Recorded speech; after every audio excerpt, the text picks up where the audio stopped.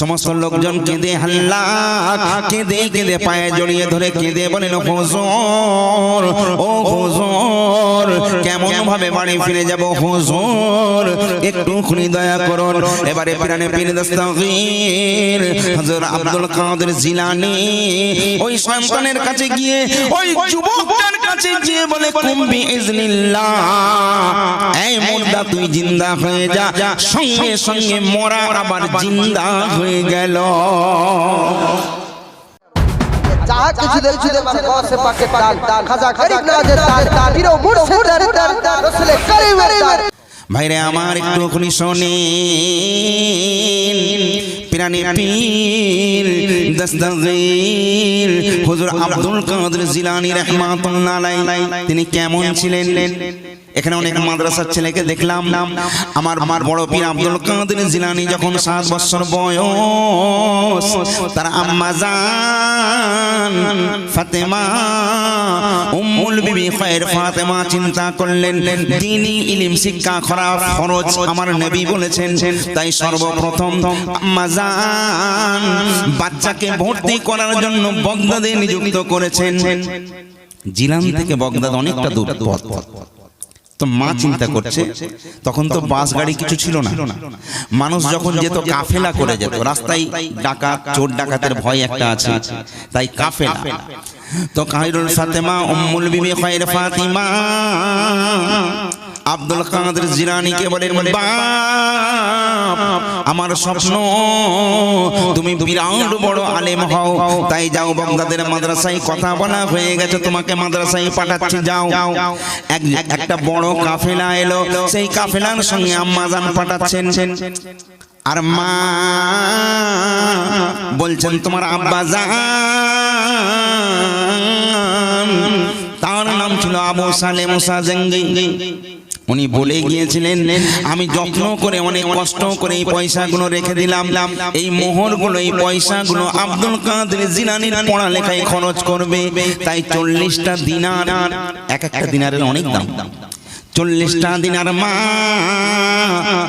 পাঞ্জাবির বগলের নিচে সুন্দর করে সেলাই করে দিয়েছে। বলে, বাপ রাস্তাঘাটে কোথায় হারিয়ে যাবে, এই পয়সাটা দিলাম, তুমি প্রয়োজনে খরচ করবে, এর বাড়তি করবে না। আর পাঠাবার আগে বলছে, বেটা আমার একটা কথা হলো, এই জীবনটা যদি চলে যায় তথাপিও আমি তোমার মা তোমায় বলে দিলাম, কোনো হালতে মিথ্যা কথা কোনোদিন বলবে না, কোনোদিন মিথ্যা বলবে না। ঠিক আছে মা। চলে যাচ্ছে আব্দুল কাদের জিলানী কাফেলার সাথে। একটা জায়গায় মরুভূমির পথ, তো অনেকটা দূর, যখন রাত হয়ে গেল, সেইখানে সমস্ত কাফেলারা চিন্তা করলো যে আজকের রাতটা কাটিয়ে নেব, তারপরে আমরা এখান থেকে রওনা দেব। রাতও কেটে গেল, ভোরের টাইমে হঠাৎ ডাকাতের দল আক্রমণ করলো। সমস্ত ওই বণিকদের, কাফেলায় যত বণিক ছিল প্রত্যেকটা বণিকের মাল লুট করা হলো, কারো সোনা দানা টাকা পয়সা যার যা ছিল সব লুট করে নিয়েছে ডাকাতের দল। তারপরে আব্দুল কাদের জিলানী রাস্তার পাশে একটা জায়গায় দাঁড়িয়ে বসে আছে চুপ করে। ডাকাতের দল এইবারে সমস্ত লুট করে চলে যাচ্ছে। আব্দুল কাদের জিলানী বলছে, এই ডাকাতের দল দাঁড়াও, আমাদের কাফেলায় যত লোক ছিল প্রত্যেকের কাছ থেকে তো লুট করে চলে যাচ্ছে, আমার থেকে কিছু নেবে না? ডাকাতের সর্দার যখন আব্দুল কাদের জিলানী হুজুরকে দেখলেন, দেখে তার দিলটা ঠান্ডা হয়ে গেল। আহা, কি সুন্দর তোমার চেহারা, কি সুন্দর রূপ, দেখে মনে হয় কোন রাজবংশীয়, তোমাকে কি সুন্দর দেখতে, রাজা বাদশার ছেলে মনে হচ্ছে। বাবা কি আছে তোমার কাছে? বলছে, আমার কাছে যা লুট করেছো তার থেকেও মূল্যবান জিনিস আমার কাছে আছে, আর আমার কাছে যেটা আছে কারোর কাছে আশা করি ওই অত দামি মূল্যবান জিনিস কারোর কাছে নেই। বলে, বলো কি? ডাকাতের লোকজন সমস্ত চারিদিকে চেক করে নিল, আব্দুল কাদের জিলানীকে মানে নিচে উপরে সমস্ত জায়গায় চেক করলো, করার পর কিছুই পেল না। ডাকাতের সরদার আস্তে আস্তে কাছে এলো, ডাকাতের দল রয়েছে। ডাকাতের সরদার বলছে, বেটা তোমায় দেখতে তো মাশাআল্লাহ এত সুন্দর, তোমায় দেখতে কথাবার্তাও মিষ্টি মধুর, কিন্তু তুমি মিথ্যা বললে। আব্দুল কাদের জিলানী বলেন, শোনো ও ডাকাতের সর্দার, ওই কথা কোনোদিন বলো না। আমি আব্দুল কাদের জিলানী কোনোদিন মিথ্যা বলি না। বলে, তুমি যে বললে তোমার কাছে সবথেকে দামি জিনিস আছে, বলে তোমরা পাওনি, সেটা তোমাদের কপাল। শোনো, কোথায় পাবে, কি করে পাবে, শোনো, এইখানে এসো। এইবারে এইভাবে যখন বগলটা তুলে দিল, সঙ্গে সঙ্গে ডাকাতগুলো এই বগলটা কেটে দেখে, একটা নয়, দুটো নয়, পাঁচটা নয়, 10টা নয়, 40টা দিনার ভরপুর তার মধ্যে রয়েছে। ডাকাতের সরদার অবাক হয়ে গিয়ে আব্দুল কাদের জিলানীর কাছে কদমের সামনে বসে গিয়ে বলে, বাবা আব্দুল কাদের, ও বাবা আব্দুল কাদের, কেন তুমি বললে? কারণ আমরা যখন পেয়েছিলাম না, আমরা তো চলে যেতাম, তোমার টাকাটা বেঁচে যেত। বাবা আব্দুল কাদের, তুমি কিন্তু বলে দিলে, আমরা নিয়ে নিলাম, তুমি তো মিথ্যা বলতে পারতে। আব্দুল কাদের জিলানী বলছেন, মিথ্যা বলা আমার অভ্যাসের মধ্যে নেই, কারণ আমার আম্মা জান বলেছেন, বেটা আব্দুল কাদের, হাসতে হাসতে জীবন দিয়ে দিবি, কিন্তু কোনোদিন কোনো হালতে মিথ্যা বলবি না। এই কথা যখন ডাকাতের সর্দার শোনে, চোখের পানিতে বুকটা ভিজে যায়। আব্দুল কাদেরের হাতটা ধরে বলে, সোনার ছেলে রে, আজ জিন্দেগিতে কত পাপ করেছি, কত অন্যায় করেছি, কত মানুষের চোখের পানি ঝরিয়েছি, আমাদের মতো পাপী আর কেউ নাই। আমাদের জবানটা না পাক করে দিয়েছি, যে জবান আল্লাহ পাক করেছেন, যে জবানের আল্লাহ কত মূল্য দিয়েছেন, লাখ টাকা, লাখ টাকা, মানুষের জবানের দাম লাখ টাকা, আর এই জবানের তাসির নষ্ট হয়ে গেছে। বেটা আমি জানি। আব্দুল কাদের বলছে, এখনো তওবার সময়, দরজা খোলা রয়েছে, এখনো তওবার দরজা খোলা রয়েছে, আল্লাহর দরবারে তওবা করে নিন। ডাকাতের সর্দার হাত ধরে কেঁদে বলে, আব্দুল কাদের, এত আমরা পাপী, আল্লাহ কি আমাদের মাফ করবেন? আব্দুল কাদের জিলানী বলছেন, কেউ যদি খালেস নিয়তে তওবা করে, আল্লাহর নাম রহিম, আল্লাহর নাম রহমান, আল্লাহ রহমান নামের গুণে, রহিম নামের গুণে তামাম তার জিন্দেগির গুনাহগুলোকে মাফ করে দিতে পারে। ডাকাতের সরদার তখন বলছে, আব্দুল কাদের, ও আব্দুল কাদের, আজকে তোমার হাত ধরে তওবা করছি। ও আব্দুল কাদের, আজ কোনোদিন আর কোনোদিন কারো মাল হরণ করব না, কারো মনে আঘাত দেব না, কাউকে কষ্ট দেব না, আজ থেকে আর কোনোদিন কোনোভাবে মিথ্যা বলবো না। আব্দুল কাদের, হুজুর আব্দুল কাদের জিলানীর হাতে হাত দিয়ে বায়াত হয়ে গেল। সমস্ত এই কাফেলাদের মালগুলো যেগুলো লুণ্ঠন করে নেওয়া হয়েছিল, সমস্ত মালগুলো ফিরিয়ে দেওয়া হলো। ডাকাতের সরদার গিয়ে বলছে, বেয়াদবি নেবেন না, আপনাদের মালগুলো আপনারা নিয়ে নিন, আপনারা এখন সুরক্ষিত, আর কোনোদিন কারো মাল এইভাবে লুট করব না। ওই কাফেলায় যত বণিক ছিল, আব্দুল কাদেরের দিকে তাকায়। আব্দুল কাদের জিলানী রে, তোমার একটুখানি কথার মধ্যে আল্লাহ এমন তাসির দিয়েছে, ওদেরকে বায়াত করলে আমাদেরকেও বায়াত করে দাও। ওই ডাকাতের সঙ্গে সঙ্গে ওই কাফেলার সবাই কলমা পড়ে বায়াত হয়ে মুসলমান হয়ে যায়। ইনি হলেন আব্দুল কাদের। বুঝতে পেরেছেন? আব্দুল কাদের মামুনি নয়, আল্লাহ কত বড় তাকে শান দিয়েছিলেন, কত বড় মান দিয়েছিলেন। কিছু ইহুদি একদিন বলছেন, কাকে? পিরানে পীর দস্তগীর আব্দুল কাদের জিলানীকে, যে শোনো, আমাদের পয়গম্বরের নাম হলো ঈসা রুহুল্লাহ, উনি মরাকে জিন্দা করেছেন। ঈসা রুহুল্লাহ উনি মরাকে জিন্দা করতেন এবং অন্ধকে চোখ ফিরিয়ে দিয়েছেন। কিন্তু আপনার পয়গম্বর হযরত মুহাম্মদ সাল্লাল্লাহু আলাইহি ওয়াসাল্লাম, তার কি এমন কোন পাওয়ার আছে? বলুন নাউযুবিল্লাহ। কাকে বলছে? হুজুর আব্দুল কাদের জিলানীকে, যে তোমার নবী এইরকম কাউকে জিন্দা করতে পেরেছে। হুজুর আব্দুল কাদের জিলানী এই বিয়াদব, তোদের যত পণ্ডিত আছে সব পণ্ডিতকে ডাক, তুই আমার নবীর শানে তাওহীন করছিস। ঈসা রুহুল্লাহ মরাকে জিন্দা করেছে, আর আমার নবী কি করেছে এটা জানতে এসেছিস? আমি আমার নবীর কথা বাদ দে, আমার নবী তো মাতার সরতাজ। আমি আব্দুল কাদের জিলানী, আমাকে বল কাকে জিন্দা করতে হবে?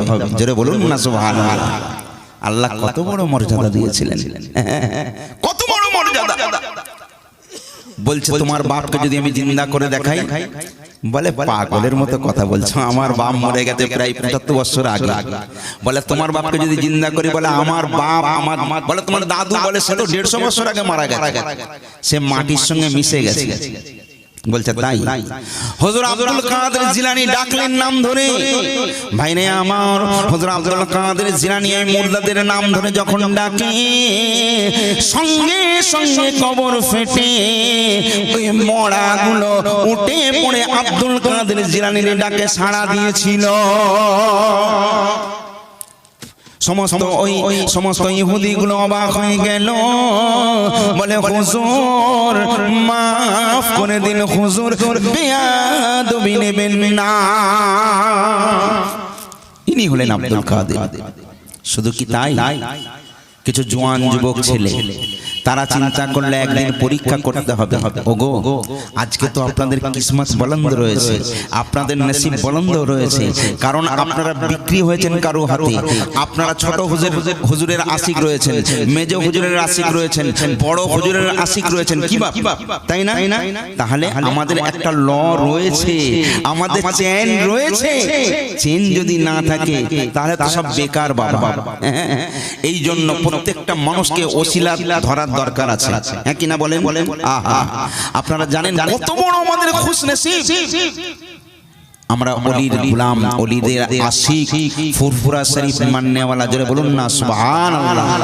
আহা, হুজুর গওস পাক আব্দুল কাদের জিলানীকে, আমার দাদা হুজুরকে অনেকবার পরীক্ষা দিতে হয়েছে। মানুষ বড় বেঈমান, মানুষ বড় বেঈমান। আসলে আমরা জ্ঞানীর মান দিতে পারি না, যে সম্মানীয় ব্যক্তি তাকে সম্মান দিতে পারি না। সবাইকে আমরা মনে করি আমিও যা ও তা, তাই না? কিন্তু সবাই দেখতে এক হলে কি হবে, কিন্তু মর্যাদা সম্মানের দিকে আসমান জমিনের ডিফারেন্স আছে না নেই? আছে। আল্লাহর ওলিদেরকে মামুলি ভেবো না। কিছু জওয়ান যুবক তারা একটা খাটিয়া করে তাদের এক বন্ধুকে বলছে তুই শুয়ে পড়, সাদা কাপড় পরিয়ে বলছে শুয়ে পড়। শুয়ে পড়ে হুজুরের কাছে গিয়ে বলছে হুজুর আসসালামু আলাইকুম। ওয়ালাইকুম আসসালাম। কি ব্যাপার বাবা? বলে হুজুর এখানে এসেছি, আমরা খুব বিপদে পড়েছি। কি বিপদ?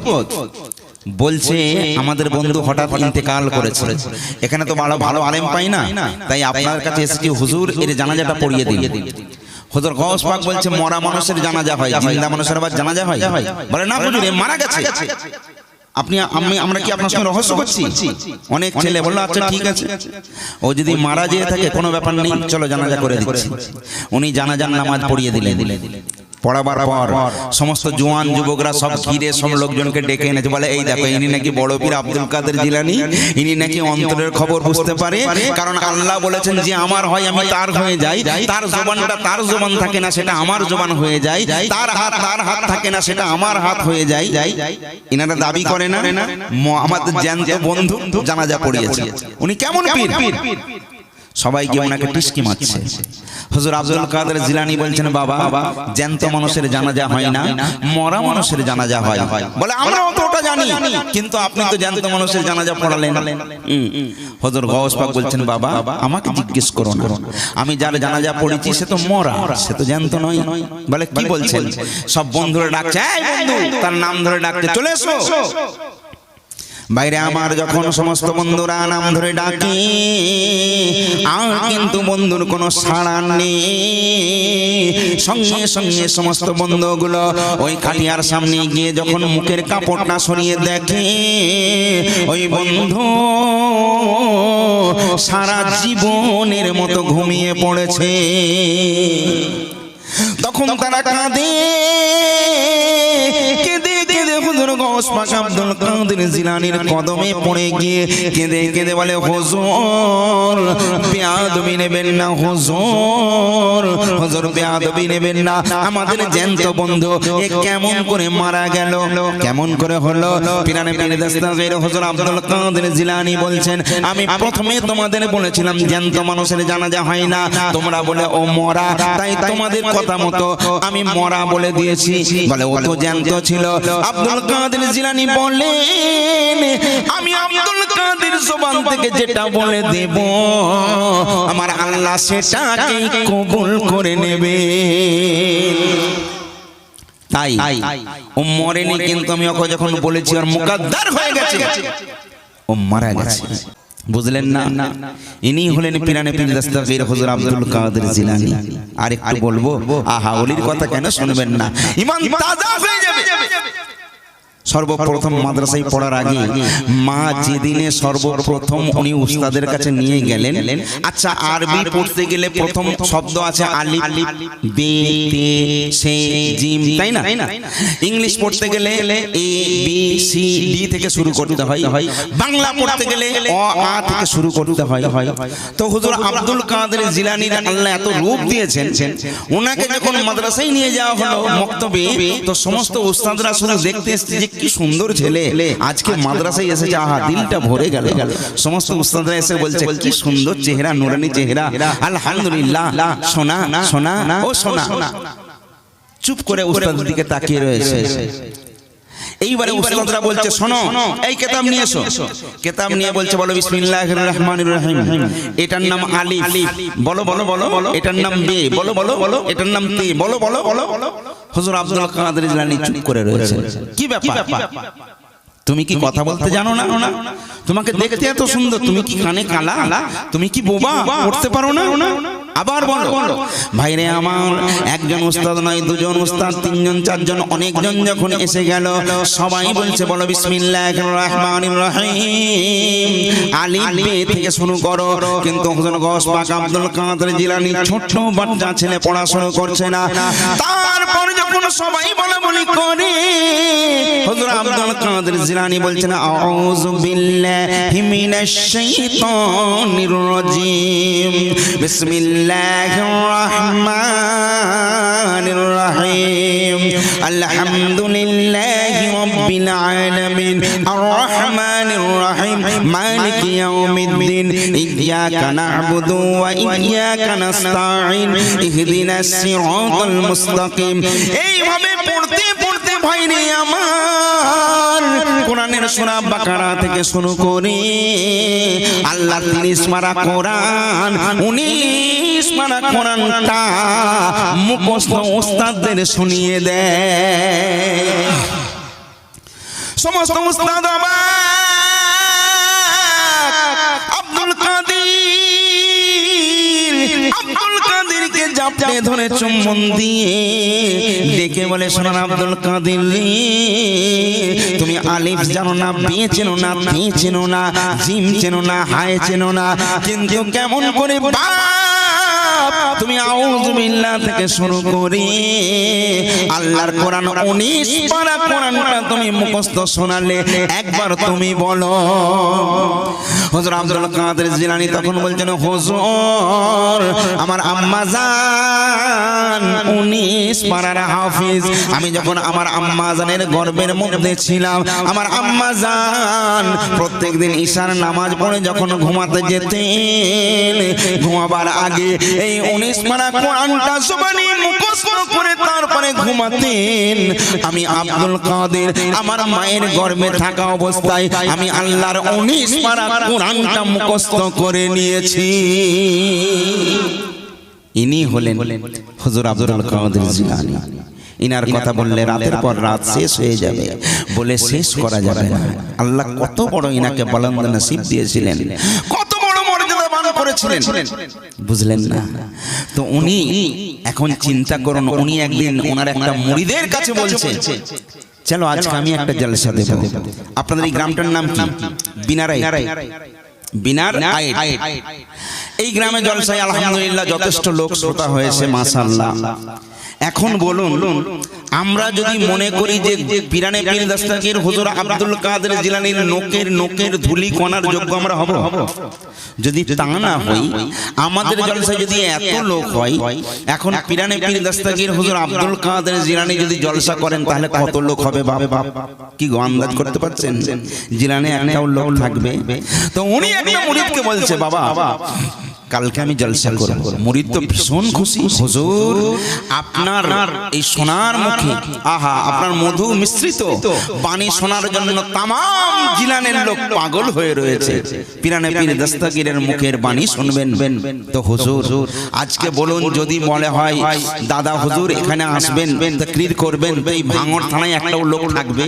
কি গো আল্লাহর ওলি মুজাদ্দিদে জামান আসবেন, চারটিখানি কথা বাপ বলুন লোক থাকবে? তো পিরানে পীর দস্তগীর জলসা করলে কত লোক হবে? তো মুরিদ বলছে, হুজুর আজ থেকে এলান করে দিই, প্রচার করে দিই। বলে তার মানে? বলে খবরদার কেউ যেন না জানে। বলেন আজকে ধরুন এইখানে যে জলসা হচ্ছে, এই জলসার জন্য আগে থাকতে বক্তাদের দাওয়াত করতে হয়েছে, মাইকওয়ালা স্টেজওয়ালাকে আগে থাকতে বলতে হয়েছে আজকে তার ফাইনাল দিন, কিন্তু সবাই জানে যে অমুক দিনে অমুক তারিখে বিনা রাইটে জলসা হবে, তাই না? তাই তো আপনারা এসেছেন। কি গো হঠাৎ তো এই প্রোগ্রাম নেওয়া হয়নি, অনেক আগে থাকতে প্রস্তুতি নেওয়া হয়েছে। তো হুজুর আব্দুল কাদের জিলানী ওয়াজ করবেন, অথচ কেউ জানবে না, কিন্তু ওনার হুকুম ওনার বাইরে থেকেও যেতে পারবে না। মুরিদের মনটা খারাপ। 3-4 জন মুরিদ, এই 3-4 জনকে নিয়ে হুজুর গওস পাক উনি জলসা করলেন। সারা রাত ধরে জলসা হলো। সকালবেলা 3-4 জনের মধ্যে মনটা খুব খারাপ, হুজুর এত সুন্দর আপনি আজকে বাণী পেশ করলেন, এত সুন্দর ওয়াজ করলেন, এই ওয়াজগুলো যদি 5 জন মানুষ শুনতো তো খুব ভালো হতো। মনটা খারাপ। হুজুর গওস পাক বুঝতে পেরেছেন, ওই মুরিদকে ডেকে বলছে, যে বলেছিল লোকজনকে বলি। হুজুর গওস পাক বলেন, কাউকে বলার দরকার নেই, তুমি আমি থাকবো এতেই যথেষ্ট। কারণ প্রেমের কথা সবার সঙ্গে হয় না, তার জন্য খাস কিছু লোক চাই, তাই না? তো মনটা খারাপ। হুজুর গওস পাক বলছেন, কি ব্যাপার মনটা খারাপ কেন? আমি বুঝতে পেরেছি, প্রত্যেকটা জিনিসের একটা মানে আছে, নেই বাপ? তো হুজুর গওস পাক বলছে, আমি কেন এই 2-4 জনকে নিয়ে জলসা করলাম এর একটা কারণ আছে, তুমি কি জানতে চাও? বলে হুজুর যদি আপনি দয়া করে বলেন। হুজুর গওস পাক বলছেন, আমি মুখে বলবো না, কাজে প্রমাণ দিয়ে দেখাবো। তাই আমি এক জায়গায় যাব, তুমি কি আমার সঙ্গে যাবে? বলে জি হুজুর। এখন বলুন, অত বড় আল্লাহর ওলির সঙ্গ পাওয়াটাও নসিবের ব্যাপার, তাই না? ভাইরে আমার এইবারে শুনেন, পিরানে পীর দস্তগীর হুজুর আব্দুল কাদের জিলানী রাহমাতুল্লাহ আলাইহি ওই ভক্ত মুরিদকে নিয়ে হেঁটে হেঁটে চলেছেন, কোনো কুল নেই কিনারা নেই, একভাবে হেঁটে হেঁটে হেঁটে হেঁটে চলেছেন। দেখা যায় সমস্ত রাস্তা পার করার পর বিরাট বড় একটা গভীর জঙ্গল, সেই জঙ্গলের মধ্যস্থল থেকে হুজুর যাচ্ছেন হেঁটে হেঁটে। এইবারে বলুন, ওই গভীর জঙ্গলের মধ্যস্থলে যখন পৌঁছে গেল, এমন সময় হুজুরের সঙ্গে যে ভক্ত মুরিদ ছিল, মুরিদটা দেখতে পেয়েছে ওই জঙ্গলের মধ্যে একটা গাছ, সেই গাছের ঝোপের মধ্যে, ঝোপের আড়ালে একটা ডোরা কাটা একটা কি যেন দেখা যাচ্ছে। মুরিদটা ভালো করে লক্ষ্য করে দেখে, সেইখানে বিরাট বড় একটা রয়্যাল বেঙ্গল টাইগার। আচ্ছা বলুন, অনেক সময় আপনারা দেখেছেন বাঘ এমন একটা জিনিস, আমরা টিভির মাধ্যমে নেটের মাধ্যমে দেখেছি, একটা ছেলে চিড়িয়াখানা দেখতে গিয়ে ওই বাঘের সামনে পড়ে যায়, ওই বাঘটা তাকে ছিঁড়ে ছিঁড়ে খেয়েছে। বাঘ কোনো ওলি আল্লাহ গওস কুতুব পীর দরবেশ কাউকে চেনে? কি গো সে জানে আমি মাংস খাবো। আপনি যত বড় আল্লাহওয়ালা হন না কেন, বাঘের সামনে পড়ে বেঁচে যে আসবেন কোনো গ্যারান্টি আছে? বাঘ কাউকে চেনে? কাউকে চেনে না, কাউকে চেনে না। এইবারে ওই মুরিদ চোখের পানি ছেড়ে দিয়ে ঝরঝর ঝরঝর করে কাঁদে। হায় রে, এই পানটা নিয়ে আর হয়তো ফিরে যেতে পারবো না, আর বিবি বাচ্চার মুখ আর দেখা হবে না। আমি কার মুখ দেখে বার হয়েছিলাম? অঝর নয়নে কাঁদছে, অঝর নয়নে কাঁদছে। হুজুর আব্দুল কাদের জিলানী বললেন, বাবা এমন করে কেন কাঁদো? বলে, হুজুর ওই দেখুন বাঘটা কেমন করে রেডি হচ্ছে আমাদের খাবে বলে। হুজুর গৌস পাক বলছেন, দাঁড়াও একটু চুপ করো। এইবারে কথা বলতে না বলতে দেখা যায় সঙ্গে সঙ্গে ওই বাঘটা শুয়েছিল, আস্তে আস্তে উঠে দাঁড়ালো।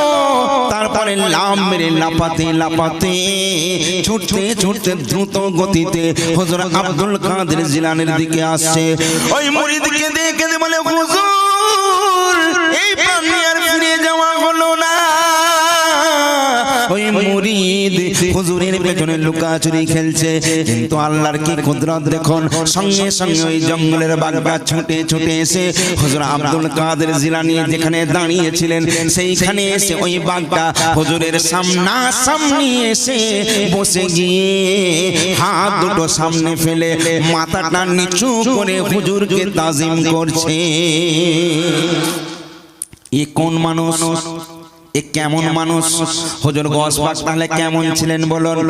এইবারে জঙ্গলের বাঘ আল্লাহর কাছে দোয়া করে, মাবুদ এই আল্লাহ একবার জবানটা খুলে দিন। জঙ্গলের বাঘ সঙ্গে সঙ্গে জবানটা যেই খুলে গেল, হুজুরকে সালাম দিয়ে বলছেন, হুজুর আমি এই জঙ্গলের বড় জঙ্গলি বাঘ, আমি বহুদিন আগে শুনেছিলাম এমন একটা দিন আসবে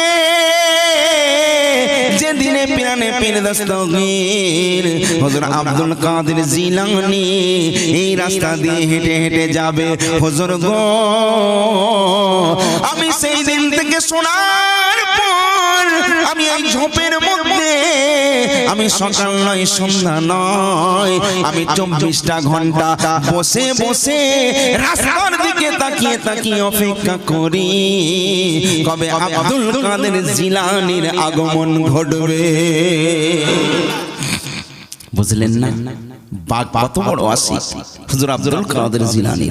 আল্লাহ কত বড় মাকাম দিয়েছিলেন পিরানে পীর দস্তগীরকে। তো বাঘ বলছে, আমি বহুদিনের তামান্না ছিল, আজকে আমার জীবন ধন্য যে আমি পিরানে পীর দস্তগীর হুজুর আব্দুল কাদের জিলানীর কদমটা আমি চুমতে পেরেছি। হুজুর গৌস পাক মুচকি হেসে বলছেন, তুমি খুশি হয়েছো? জি হুজুর। কিন্তু হুজুর দেখাই যখন হলো মনে একটা ছোট্ট আরমান, একটা বাসনা, একটা তামান্না। কি তামান্না? বলে, হুজুর আমি একটা মাখলুকাত, আল্লাহ যে 18,000 মাখলুকাত সৃষ্টি করেছে, আপনি হলেন আশরাফুল মাখলুকাতের শ্রেষ্ঠ মাখলুক, আমিও আল্লাহর এক মাখলুক, কিন্তু আমাকে কেউ ভালোবাসে না, আমায় যেই দেখে সে মেরে দেয়। সেই জন্য আমার স্থান হলো গভীর জঙ্গল। আমার মনে একটা তামান্না, সেটা হলো আল্লাহ যাকে এত শ্রেষ্ঠ করে সৃষ্টি করেছে সেই ইনসান, সেই মানুষের আচার ব্যবহার সম্বন্ধে জানার বড় কৌতূহল। হুজুর যাবেন কোথায়? হুজুর বলছে, দেখি কোথায় যেতে পারি। হুজুর দয়া করে যদি আপনি আমাকে সঙ্গে নিতেন, আমার জীবনটা সার্থক হতো। আহা, জোরে বলুন না সুবহানাল্লাহ। হুজুর আব্দুল কাদের জিলানী বলছেন, তুমি কি যেতে চাও? চলো। তাহলে কজন হলো? একজন মুরিদ, হুজুর গৌস পাক আর বাঘ। কজন হলো বাবা? 3 জন। ভাইরে আমার, এইবারে দেখুন আস্তে আস্তে হুজুর গৌস পাক ওই জঙ্গলটা পার করে চলে গেলেন। আপনাদের যেমন অনেকটা দূর রাস্তা ঘটকপুকুর পার হয়ে আপনাদের ওই কি জায়গা, বাজারটার নাম সন্ধালিয়া বাজার থেকে এই জায়গায় বিনা রাইটে যে আসা হলো, এইরকম হুজুর মুরিদকে সঙ্গে নিয়ে ওই রকম সন্ধালিয়া বাজারের মতো ওইখান থেকে পার হয়ে আসছেন। ওইখানে বিরাট বড় আপনাদের মতো একটা পল্লী অঞ্চল, পল্লী গ্রাম ছিল। ওই গ্রামের একজন নয়, দুজন নয়, হাজার হাজার গ্রাম গ্রামবাসী হাজার হাজার মানুষ সবাই কিন্তু হুজুর গৌস পাকের ভক্ত মুরিদ ছিল। আচ্ছা হুজুর যখন এসে গেল সমস্ত মানুষ যখন শুনলো তাদের গ্রামে পিরানে পীর দস্তগীর হুজুর আব্দুল কাদের জিলানীর পাক কদম পড়েছে, একজন একজন করে হাজার হাজার মানুষ ঘিরে পড়ে। সবাই বলে হুজুর আপনার দাওয়াত আমার বাড়িতে। এ বলছে হুজুর আপনার দাওয়াত আমার বাড়িতে। আর একজন বলে না হুজুর আমার পাঁচতলা বিল্ডিং, আমার থাকা খাওয়ার কোনো অসুবিধা নাই, হুজুর আপনি আমার বাড়ি চলুন। আহা সবাই অনুরোধ করছে কি গো আজকে যদি দাদা হুজুর আহা আমাদের নয়নের মণি মাতার সরতাজ ধরে নিন, উনি যদি এই গ্রামে আসে আপনাদের মনে বাসনা হবে না যে আহা জীবনটা সার্থক হয়ে যাবে যদি মুজাদ্দেদ জামান একবার ওনার পাক কদমের ধুলোটা আমার ঘরে দিতেন? মনে হবে না? হবে না? আহা সবাই অনুরোধ করছে, অনুনয় বিনয় করছে। হুজুর গৌস পাক সবার দিকে তাকালেন, আরে হাজার হাজার মানুষ বলে শোনো বাবা তোমরা আমাকে দাওয়াত করতে চাইছো তাই তো? বলে হুজুর চলুন। এখন আপনি যদি হুজুরকে দাওয়াত করেন আপনি চিন্তা করবেন আরে টাকার কোনো ব্যাপার নেই, কত আর খরচ হবে, 1000 2000 5000 10000 20000 50000 1 লাখ খরচ করব, কি কোনো অসুবিধা নেই, যতই খরচ হোক হুজুর যখন আসছে খরচ করতে আমি রাজি আছি।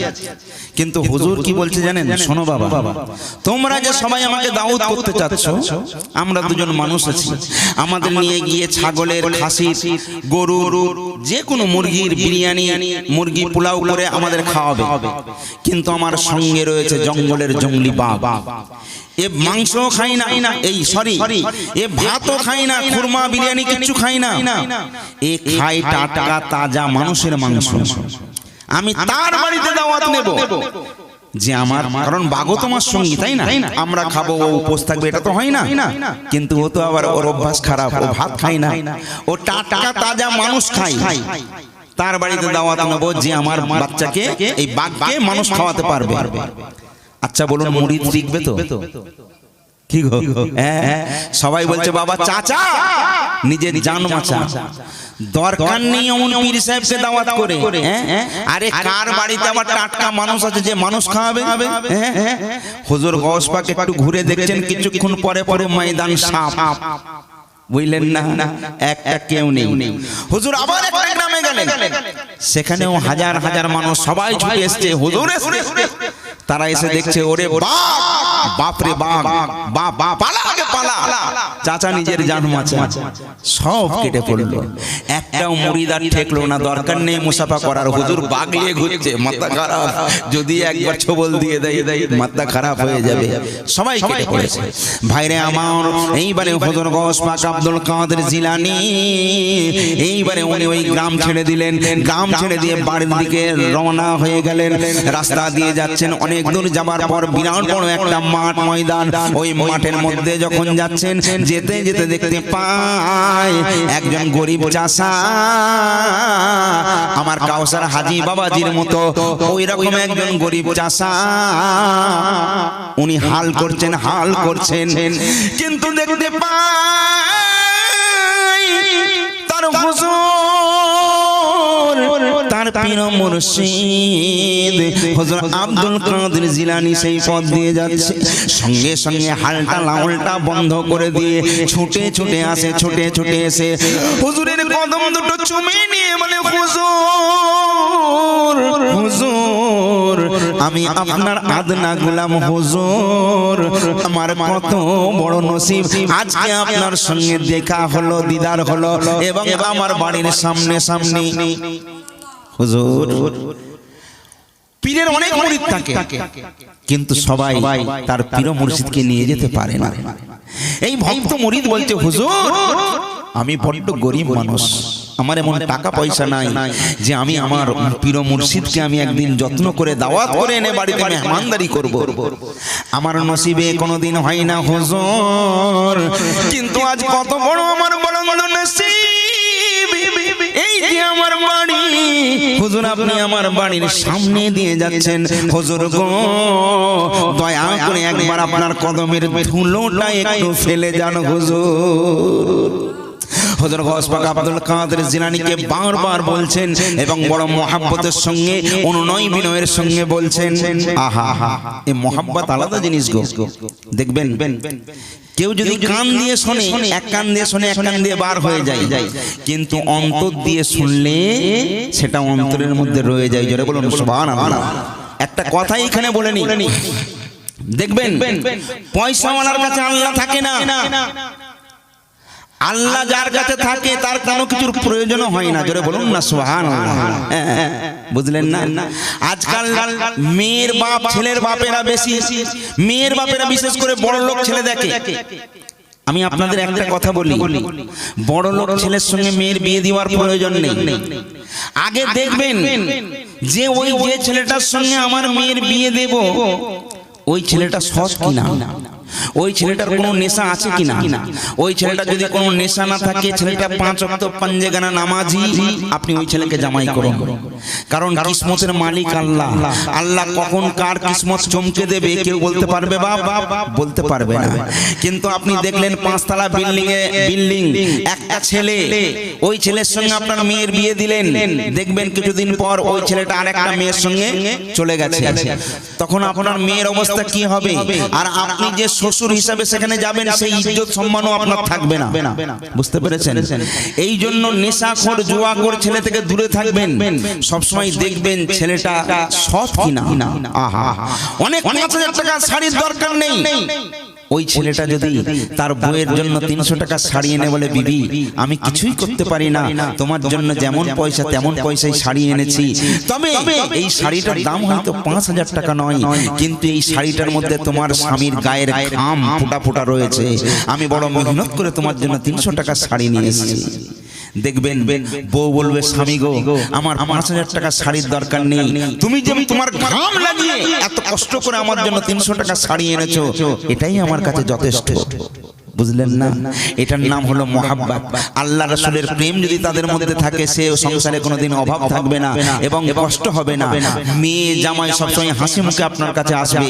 যখন হাসি মুখে আসবে আপনার মনটা ভরবে না? ভরবে না।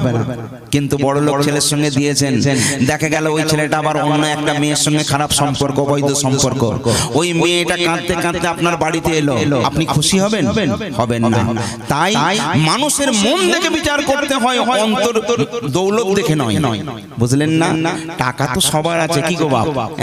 একটা পর্চ লাইনের মেয়েদের যে ইনকাম করে যে টাকা, সেই টাকা আপনার আমার নেই, তাহলে টাকার কোনো মূল্য আছে?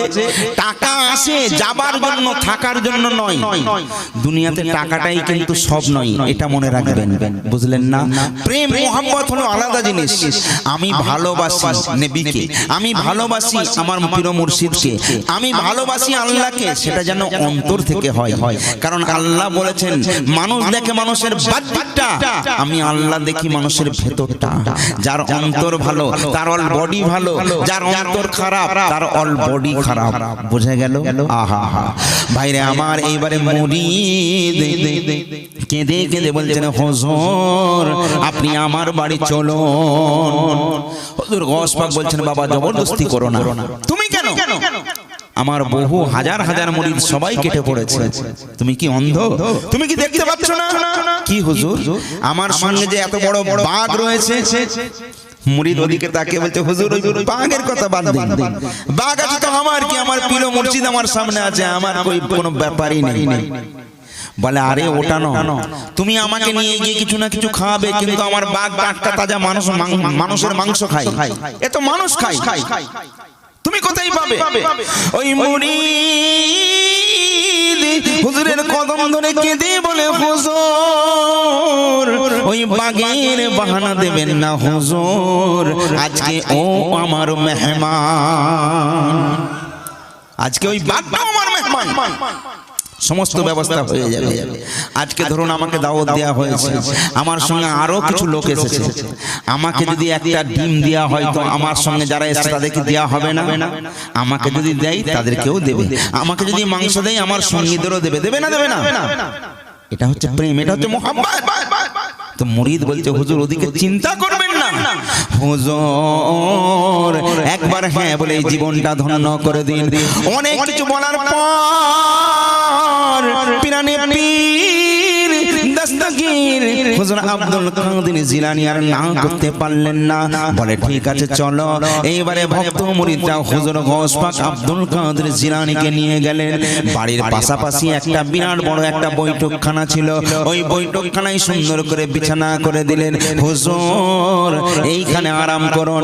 এইবারে হুজুরের জন্য ইন্তেজাম শুরু হয়ে গেল, খাওয়া দাওয়ার ব্যবস্থা শুরু হয়ে গেল। দুপুর বেলা হুজুরের জন্য, হুজুর জোহরের নামাজ পড়ে বসে আছেন, এমন সময় খাবার চলে এলো। ওই লোকটি ওর বাড়িতে ও তিনটে উপযুক্ত সন্তান ছিল, বড় বড় ছেলে। তাদেরকে গিয়ে বলছে, বেটা রে আজকে কত বড় আমাদের নসিব, আমাদের বাড়িতে হুজুর আব্দুল কাদের জিলানী এসেছেন, কিন্তু ওর সঙ্গে আছে জঙ্গলের জঙ্গলি বাঘ, ও খায় টাটকা তাজা মানুষের মাংস। তিনটে ছেলে বলে, আমরা থাকলে আপনার কোনো টেনশন নাই, হুজুর আব্দুল কাদের জিলানীর বাগের আহার হতে যদি পারে আমাদের জীবনটা আল্লাহর দরবারে বড় ধন্য হয়ে যাবে। আচ্ছা একটু চিন্তা করেছেন কেমন ছেলে কেমন বাপ? একটা কথা বলি, বাপ যদি চোর হয় ছেলেও চোর হবে, এতে কোনো সন্দেহ আছে? বাপ যদি সারাবি হয় ছেলেও একদিন সারাবি হবে। বাপ যদি নামাজি হয় ছেলেও নামাজি হবে। কি গো, বাচ্চা ছেলে সে কিছু জানুক আর নাই জানুক, বাপ যদি নামাজি হয় সেও তার পাশে বসে বসে আল্লাহ আকবার আল্লাহ আকবার করবে, করবে না করবে না?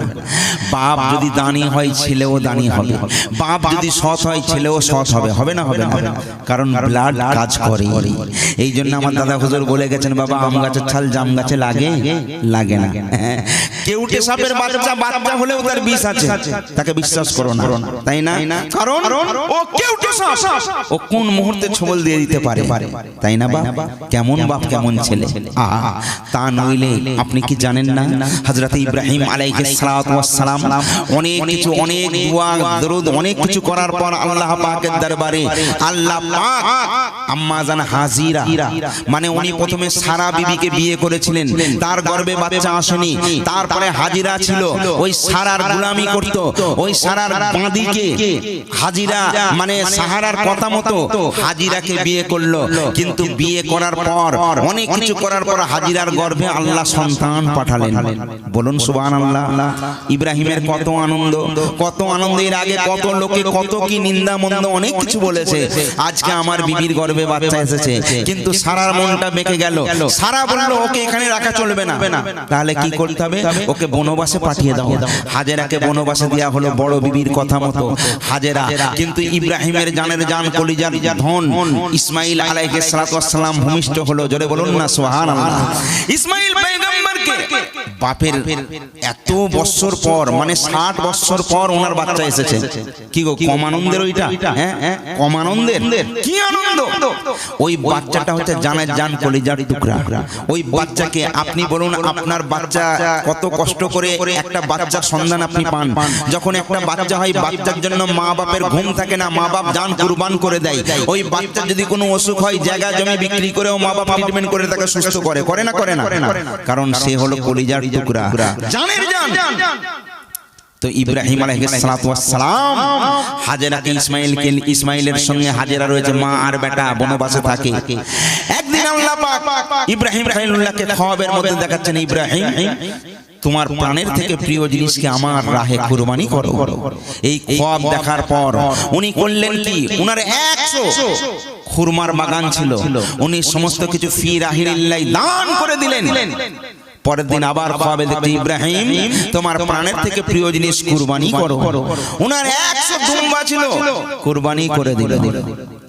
তারপরের দিন তৃতীয় দিনে আবার খ্বাবের মধ্যে দেখছেন, হে ইব্রাহিম আমি ওই সব বলি না, আমি বলছি তোমার প্রাণ দিয়ে যাকে মোহাব্বত করো, ভালোবাসো, তাকে আমার রাহে কুরবানি করো। হযরত ইব্রাহিম খলিলুল্লাহ বুঝতে পারলেন যে আমার প্রাণের থেকে প্রিয় বারবার বলার কারণ হলো আমি যাকে অন্তর দিয়ে ভালোবাসি, মোহাব্বত করি, সেটা অন্য কেউ নয়, সেটা হলো আমার নয়নের তারা, আমার কলিজার টুকরা হযরত ইসমাইল। ইব্রাহিম আল্লাহর এত বড় প্রিয় ছিল,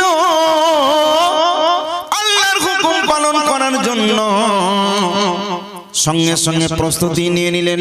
আমি আল্লাহ যাতে রাজি, আমি ইব্রাহিম তাতে রাজি। জোরে বলো কারণ ইব্রাহিম খলিলুল্লাহকে আল্লাহ পাক কেমন ভাবে উদ্ধার করেছিলেন আপনারা জানেন।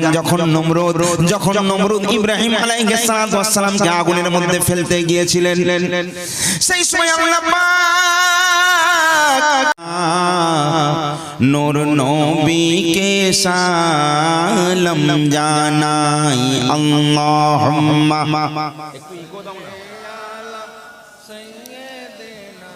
মাওলানা মুহাম্মদ ওয়া আলা আলিহি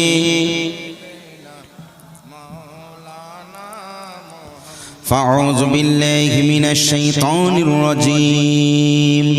বিসমিল্লাহির রাহমানির রহিম। খতামাল্লাহু আলা কুলুবিহিম ওয়া আলা শামঈহিম ওয়া আলা আবসারিহিম গিশাওয়াতুন ওয়া লাহুম আযাবুন আযীম। আমানতু বিল্লাহি সাদাকাল্লাহুল আযীম। فقد قال الله تبارك وتعالى في كلامه المجيد والفرقانه الحميد أما بعد। শ্রদ্ধেয় সম্মানীয়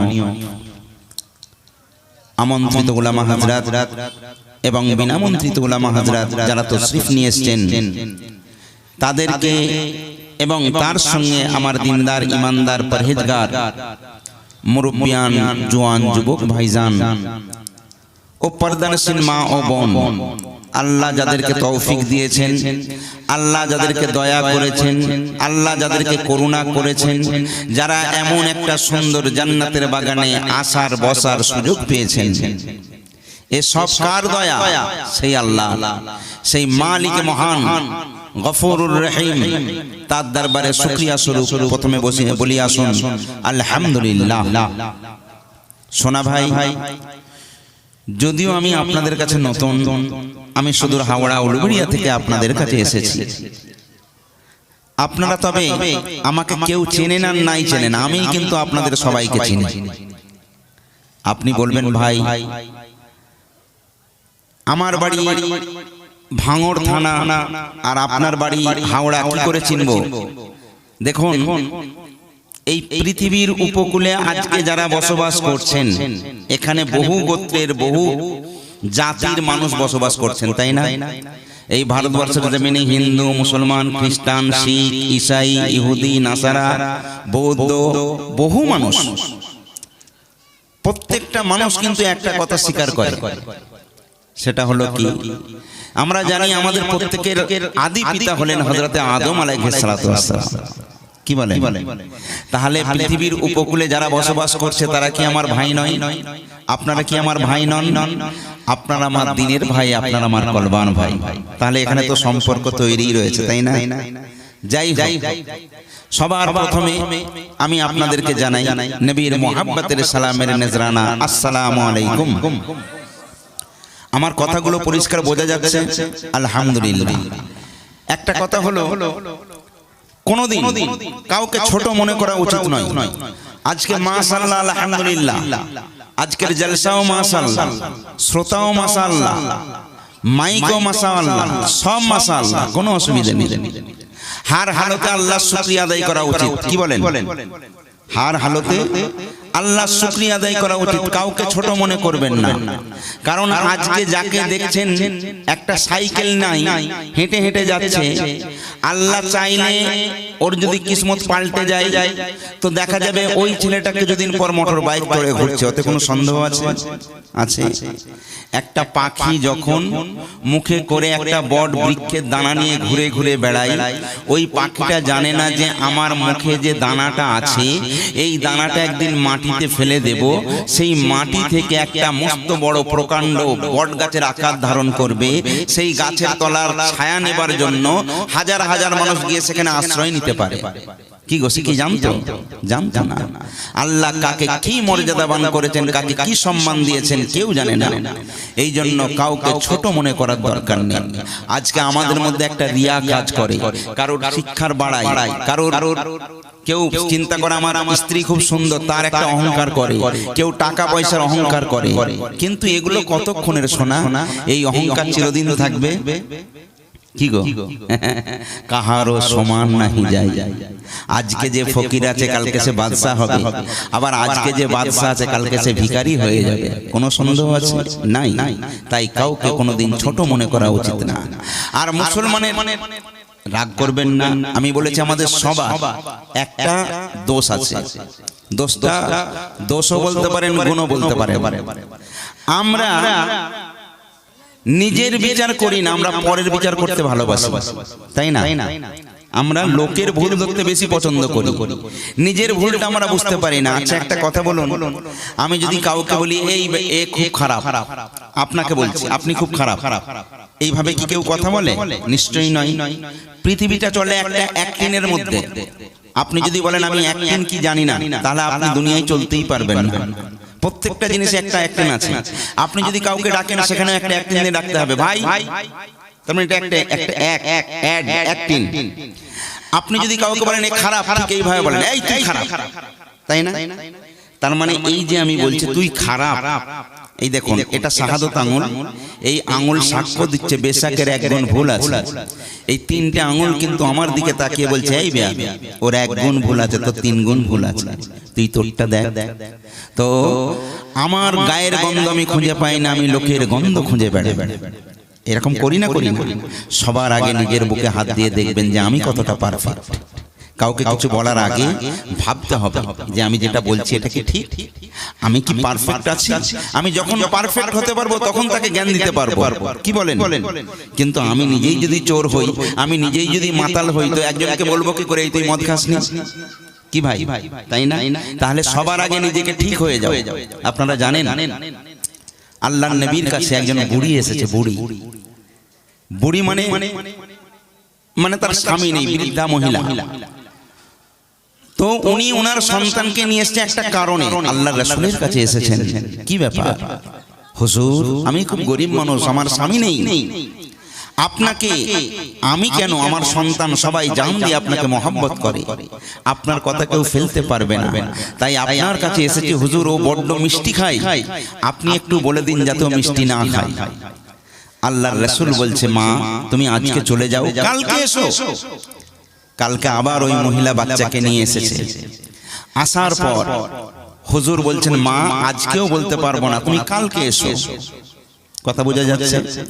3 দিন পরে যখন মহিলা বাচ্চাকে নিয়ে গেলেন, তখন আল্লাহর রাসূল কাছে ডেকে চট করে কাছে ডেকে আদর করে বলছে সোনা খোকন, বেশি মিষ্টি খেও না, মিষ্টি খেলে কৃমি হবে। বাচ্চাটা বলছে ইয়া রাসূলুল্লাহ ইয়া হাবিবাল্লাহ, আপনি যখন বলেছেন আজ থেকে আমি মিষ্টি আর ছোঁবো না। ওই মহিলা তখন বলছে ইয়া রাসূলুল্লাহ ইয়া হাবিবাল্লাহ, আপনি এই কথাটা বলার জন্য আপনি আমাকে 3 দিন ধরে ঘোরালেন, প্রথম দিনই তো আপনি এই কথা বলতে পারতেন, বললেন না। দ্বিতীয় দিনেও তো বলতে পারতেন, বললেন না। আজ বলছেন। আল্লাহর রাসূল বলছে মা গো আসলে ব্যাপারটা কি জানো, কারণ আমি নিজেই ছিলাম একজন মিষ্টিখোর, আমি কি করে ওকে বলবো যে তুমি মিষ্টি খেও না? তুমি যখন এই কথা বললে আমি প্রথম দিন ছাড়ার চেষ্টা করলাম, দেখলাম হলো না। দ্বিতীয় দিন পুরো তওবা একদম টোটাল অফ করতে পেরেছি, তাই আজকে আমি ওকে জোর গলায় বলতে পেরেছি। তো সবার আগে আপনি নিজে ঠিক হয়ে যান, যে কথা মানুষকে বলবেন সেই কথা মানুষের দিলে আসর করবে, করবে না করবে না? তাই ভাই কাউকে ছোট্ট মনে করা উচিত না। আজকে যদিও আপনারা আমাকে অন্য অ্যাঙ্গেলে অন্যভাবে দেখেন, প্রচুর মানুষ, হাজার হাজার মানুষ যারা আমার ক্যাসেট দেখেছেন বা জলসা দেখেছেন, আমি পশ্চিম বাংলায় খুব কম থাকি, আমাকে বিদেশে সফর করতে হয় বেশি বেশি। তো যাই হোক, আপনাদের 24 পরগনায় আমি খুব কম লোকে পাই না, খুব কম আসি। এখন কথা হলো, তাহলে যারা হাজার হাজার মানুষের সঙ্গে কথা বলা অভ্যাস, এখন আপনি বলবেন তাহলে আপনি কি আমাদের ছোট মনে করছেন? নো, আপনারা ছোট নন। কারণ এই জান্নাতের বাগান হলো পাক, এই জায়গায় আসনেওয়ালা, বসনেওয়ালা, শুননেওয়ালা এরাও হলো পাক। জোরে বলুন না সুবহানাল্লাহ। এই জন্য তো আল্লাহর জান্নাত আছে এবং জাহান্নাম আছে, তাই না বাপ? সবাই যদি জান্নাতি হবে তো জাহান্নামী হবে কে? কিন্তু খারাপের সংখ্যা, মন্দের সংখ্যা বেশি হয়, হয় না? আজকে একটা ফরমাইশ দিয়ে আমি শুরু করব, কারণ এখানে আসার পর বহু ছেলেরা, যারা কমিটির ছেলেরা আমাকে নিয়ে এসেছে, এরা আমার ক্যাসেট ভক্ত, অনেক অনুরোধ, সব অনুরোধ আমি রাখতে পারবো না, ছোট্ট একটা অনুরোধ রাখবো। কবে আমি বলেছিলাম জানি না। একটা কথা হলো, এই যে আজকে এত সুন্দর মেজমা, কিন্তু সেই অপেক্ষায় লোকের সংখ্যা খুব কম। তাই আপনাদের জন্য শোনেন, আপনারা জানেন আল্লাহ পাক তামাম পৃথিবীর জমিনে যত পয়গম্বর পাঠিয়েছেন, সেই পয়গম্বরের শ্রেষ্ঠ পয়গম্বর একমাত্র আপনার নবী, আমার নবীকে করেছেন, তাই না? নবীদের পরে আউলিয়াদের পৃথিবীতে আগমন ঘটেছে। এই আউলিয়াদের যিনি মাতার সরতাজ, শিরোমণি, তিনার নাম হলো পিরানে পীর দস্তগীর হুজুর আব্দুল কাদের মহিউদ্দিন জিলানী। জানেন তো? আচ্ছা, আল্লাহ কত বড় ওনাকে দরজা দিয়েছিলেন, কি মাকাম দিয়েছিলেন। আল্লাহর ওলি হুজুর গৌস পাক আব্দুল কাদের জিলানী, ইনাকে আপনারা চেনেন বাপ? বড় পীর আব্দুল কাদের জিলানীকে চেনেন তো? আলহামদুলিল্লাহ। আল্লাহ কি পাওয়ার দিয়েছিলেন, কি পাওয়ার!